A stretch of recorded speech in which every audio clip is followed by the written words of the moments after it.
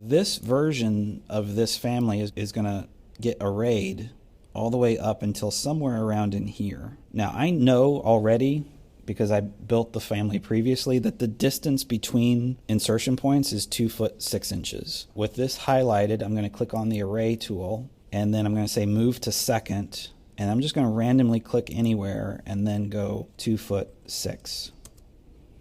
And that places the second one. Now I don't know how many of these are supposed to fit in this space, so I'm just going to randomly choose 16.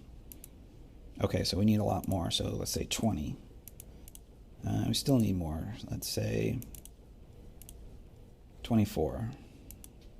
Okay, maybe that's too much. Let's go 23. So you can see, unless you've worked out the math, it's a little bit of trial and error to get the number that you need. But now you can see this last fin is right about where the facade of the building is. And so that's where the other type of roof shade should start, the one that has the fins on it. And so let's go to the 3D view just so you can see what this is starting to look like. And so there are those shades on that part of the building. So now let's go back to Canopy 2, and we're going to place another one of these, except this time it's going to be the one that says no fins. I'm intentionally going to place it too far away, because then we'll move it and shift it. Except I accidentally clicked on the one that says no fins. So let's swap out its type and say fins. And now we can slide this into position. So how can we locate this? Well, let's see. Edit group. So the insertion point for this guy is right there. So let's draw just a small little reference plane right there.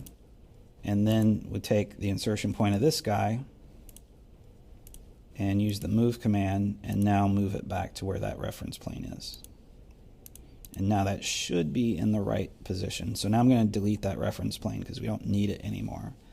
Check the 3D view to make sure that I've got it in the right spot. And it might not be completely in the right spot, but I think it's close enough for the purposes of today. It might be just a hair off, but that's okay. And so now we're going to array this guy the rest of the way up until this right here, this facade. And so we'll click on it and say array, move to the second. This is also 2 foot 6 feet apart. And then it's just a matter of figuring out how many of them we need. So let's try 30. Okay, we need probably almost double that, so let's try 50. Oh, that looks like it's going to get almost right on the money there. And then this last little bit, we need ones that don't have the fins again. But let's check the 3D view. Okay, so somehow I managed to click on the wrong thing and arrayed the wrong thing. So easiest way to fix this problem is just to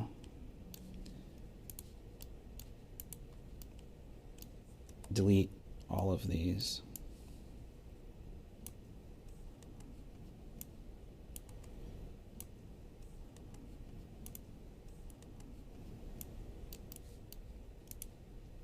These, as you can see here, they overlap. And so you can see when I click on this, it overlaps with that one as a group. And so I think I accidentally clicked on this when I was trying to array. So that's what happened. Well, let's try to do this a little bit more efficiently here. So let's click on this guy, and we're going to array that now a second time. So Canopy 2, array, 2 foot 6. And so now we're going to change that to 50. And now we've done it correctly. So let's go back to the 3D view just to double check. And yes, we do have the fins on that section of the building now. So the last part to finish this whole thing off, it's pretty simple. We just add one more of the version that has the no fins. And we'll add it right here.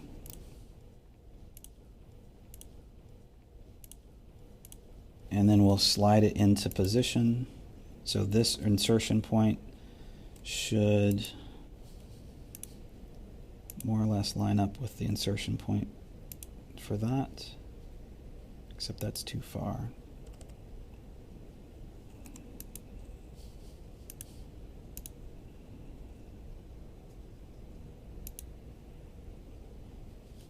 Let's go to the 3D view, take a look.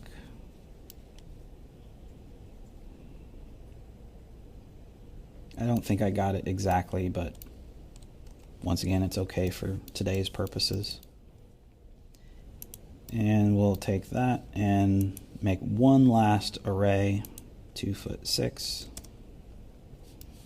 And then we just have to figure out how many we need to go to the end right here. So let's try 10,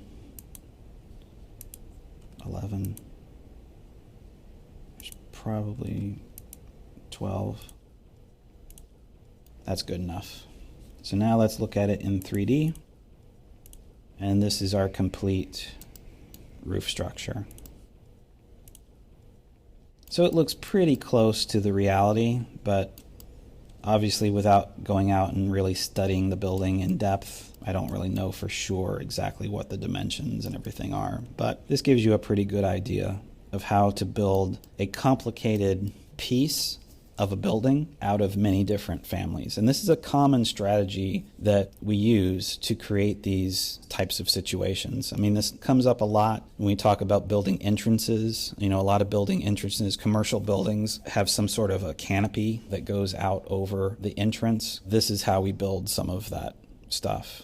So just keep in mind that when you have these complicated structures, just break it down into its constituent parts and then piece it all together, making sure that your insertion points make sense, the way that the tops of the beams had the insertion point at the top, and then the roof shades had the insertion point at the bottom, so everything landed on the levels appropriately. Things like that that you just have to think about ahead of time in order to build these special constructions.